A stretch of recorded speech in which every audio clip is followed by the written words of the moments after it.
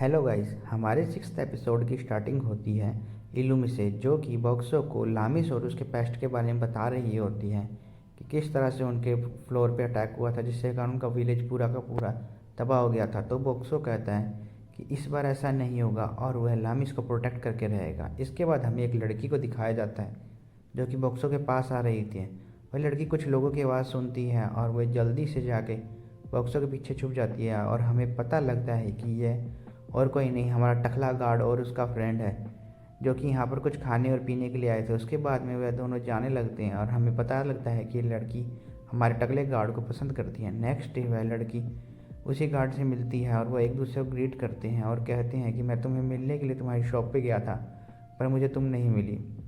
इतनी ही देर में उसका फ्रेंड कहता है अरे टकले, उसकी मदद कर जाके। तो वह उसकी मदद करता है और उसके सामान को उनकी दुकान पर पहुँचाने में मदद करता है।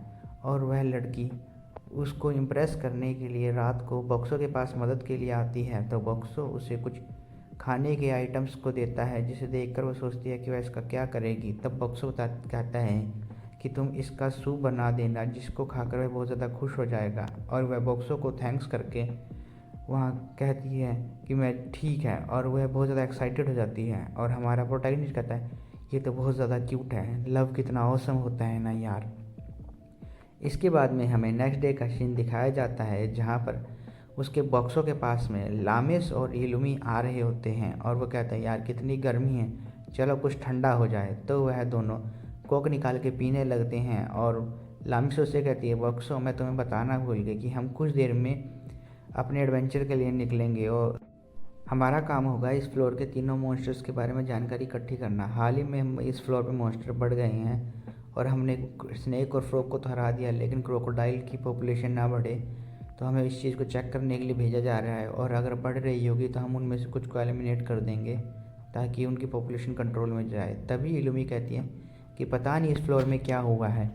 पहले तो किंग टोड हमें मिला जिसने हम पे अटैक किया, फिर उसके बाद में विलेज के ऊपर में 2 हेडेड स्नेक ने अटैक कर दिया। लगता है कुछ ना कुछ तो गड़बड़ है। इसके बाद में कुछ देर बाद का सीन दिखाया जाता है जहाँ पर सभी के सभी लोग गेट के सामने इकट्ठे हो जाते हैं सिटी के, और हमें पता लगता है कि ये सारे मिनार्जियन फूल के मेंबर्स हैं। और मिनार्जियन फूल का कैप्टन कहता है क्या तुम सभी चलने के लिए रेडी हो? तो फिर सभी के सभी बैठ जाओ, हम निकल रहे हैं। तभी वो हमारा टकला गार्ड और उसका फ्रेंड कहता है तुम्हारी जर्नी से अच्छी हो। हमें पता लगता है कि इलुमी भी उनके साथ जा रही है और वह लामिस को कहते हैं लामिस तुम भी आ जाओ वैन में। तो वह कहती है नहीं, मैं पैदल ही चलूँगी ताकि मेरी थोड़ी एक्सरसाइज भी हो जाए और मैं हेल्दी भी बनी रहूँ। उसके बाद में हमें दिखाया जाता है कि वह अपने एडवेंचर पे जा चुकी हैं स्काउटिंग के।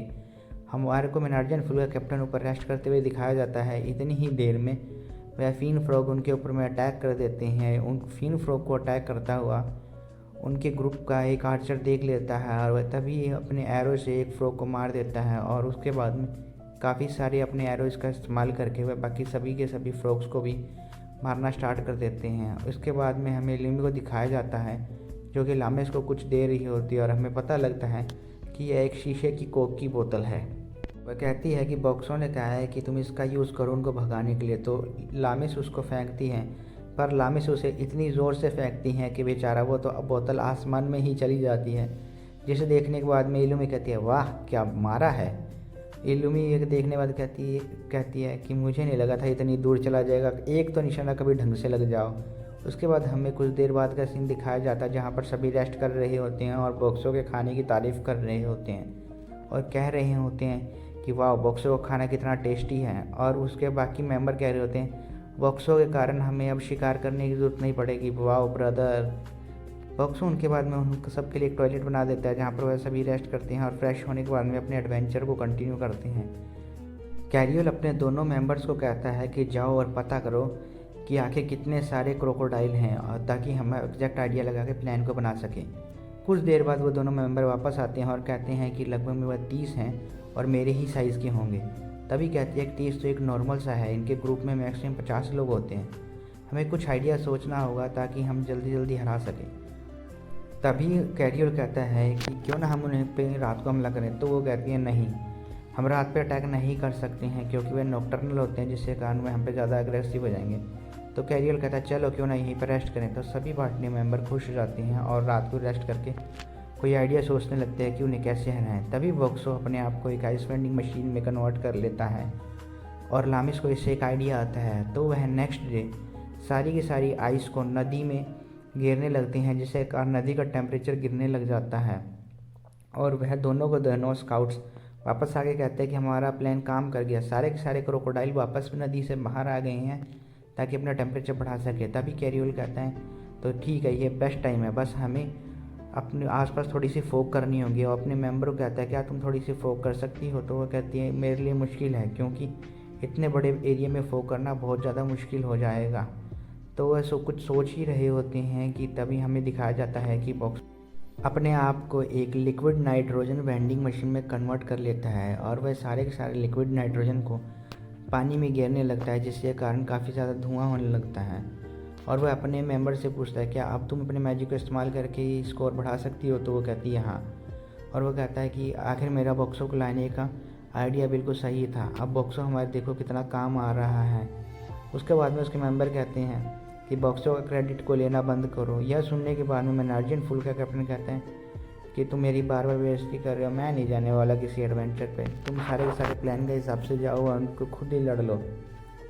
इसके बाद में हमें दिखाया जाता है कि वो सब एडवेंचर पे चले गए हैं और सिर्फ इलुमी और बॉक्सो ही दोनों बच्चे हैं जो अभी भी पानी को ठंडा कर रहे हैं। और इलुमी बताती है कि वह असल में यहाँ पर ये चेक करने आई है कि कहीं इतने सारे मॉन्स्टर आ क्यों रहे हैं, आखिर बार बार इतने अलग अलग ग्रुप के लीडर्स क्यों इकट्ठे हो रहे हैं मॉन्स्टर्स के। तो बताती है कि मिस्टर बियर कह रहे हैं कि मे बी उनके हिसाब से यहाँ पर एक डंजन बॉस आने वाला है जो कि कभी भी आ सकता है। इतने ही देर में हमें दिखाया जाता है कि इलुमी कुछ देख रही होती है और उसकी तरफ कुछ आ रहा होता है। हमें पता लगता है कि लामस कहीं पे बेहोश पड़ी है और उनके पीछे एक बहुत बड़ा मॉन्स्टर पड़ा है जो कि उन्हें काफ़ी देर से पीछा कर रहा है। और जब भी वह चलता है तो एक रेड कलर के बड़े बड़े से निशान देखने को मिलते हैं और आसपास ज़मीन भी टूटी होती है।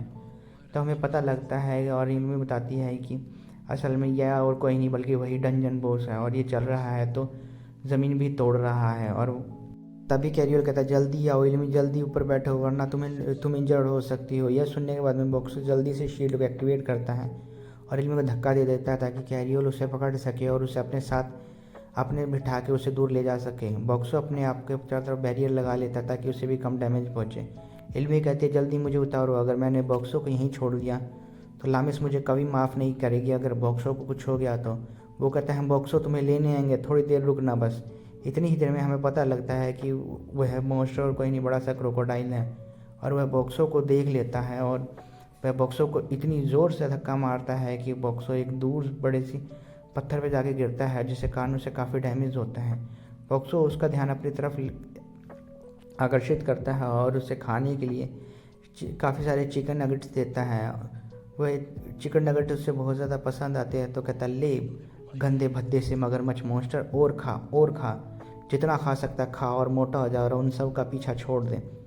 वह मगरमच्छ इतने सारे चिकन नगेट को देख के कहता है कि ये इसमें से आ रहे हैं तो एक काम करो, इसी को खाना जाता हूँ ना मैं, काम ही ख़त्म एक बार में। तो वह बॉक्सो को खा जाता है और हमें दिखाया जाता है कि बॉक्सो अब उस मॉन्स्टर के पेट में है जिसमें काफ़ी सारे मॉन्स्टर की हड्डियाँ पड़ी हैं और बॉक्सो के सारे पॉइंट बहुत तेज़ी से कम हो रहे हैं जिसके कारण बॉक्सो का डैमेज हो रहा है। और बॉक्सो कहता है मुझे जल्दी से बाहर निकलना होगा, तो इसलिए वह उसके अंदर काफ़ी सारी गैस बनाने लग जाता है और बॉक्सो उसके पूरे पेट के अंदर में काफ़ी सारी गैस को क्रिएट करने लग जाता है जिससे कारण प्रेशर बनता है और हमारे मॉन्स्टर को काफ़ी ज़्यादा परेशानी हो रही होती है और उसका धीरे धीरे करके पेट फूलने लग जाता है।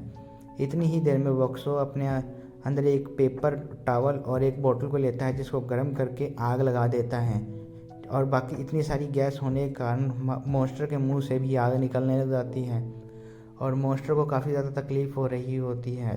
उसके बाद हमें पता लगता है कि गैस काफ़ी ज़्यादा होने के कारण मॉन्स्टर वहीं पर फट गया है और उसका सिर्फ स्केलेटन बचा है और हमारा प्रोटैगनिस्ट कहता है चलो ये मॉन्स्टर तो ख़त्म हो गया, कम से कम मैं आराम से रेस्ट कर सकता हूँ। हमारे प्रोटैगनिस्ट ने इतना बोला ही होता है कि उसके आसपास की ज़मीन टूट जाती है और हमारा प्रोटैगनिस्ट नीचे गिरने लगता है और वह सिर्फ उस छेद को देख रहा होता है जहाँ से वह नीचे गिर रहा होता है और कह रहा होता है कितना अंधेरा है और मैं बस गिरता ही जा रहा हूँ, मुझे तो लामिश की चिंता हो रही है।